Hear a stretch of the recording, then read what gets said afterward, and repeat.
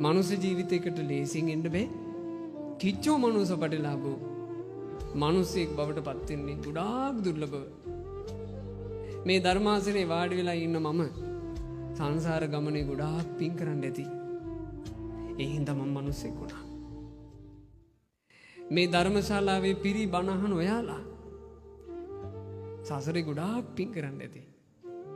ඒ නිසා කල්යාණ මිත්‍රයන්ගේ හඬ ඇහෙන මානයක ඔයාලත් මනුස්සය වුණා.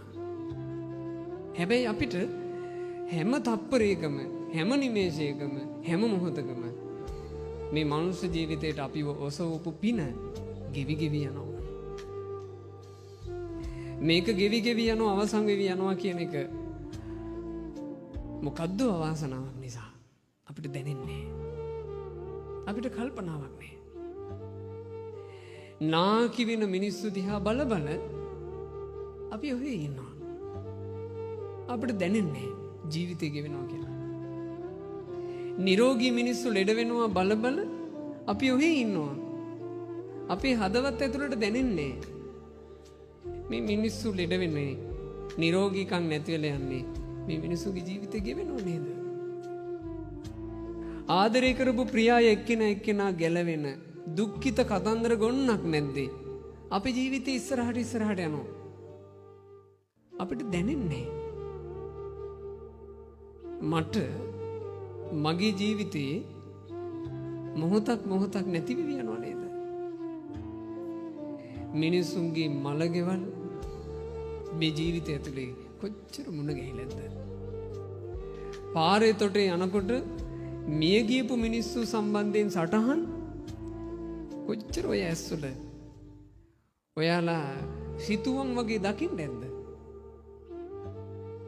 සුනාමි වගේ භයංකාර ව්‍යසන ඇස් දෙකින් දැක්ක මිනිස්සු අපි. ඒ වුණත් තියනවාද ඔය කල්පනාවල් තුල මම මගේ මරණයට ලං වෙමින් ඉන්නවා කියලා? මරණය අත ළඟද කියා අපි දන්නේ පින්වතුනි. ඒ අත ළඟටම ඇවිල්ලාද කියලා අපි දන්නේ.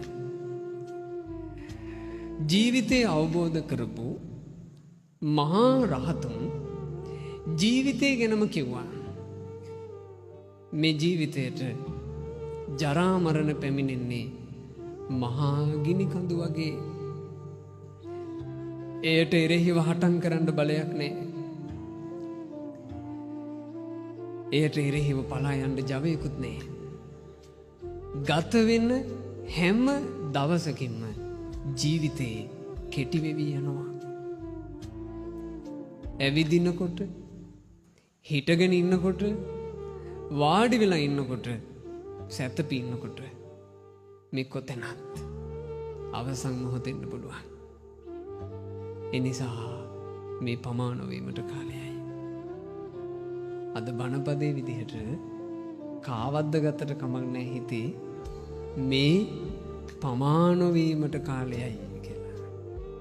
මොකද්ද කාවද්ද ගත යුත්තේ? මේ මට පමා නොවීමට කාලයයි.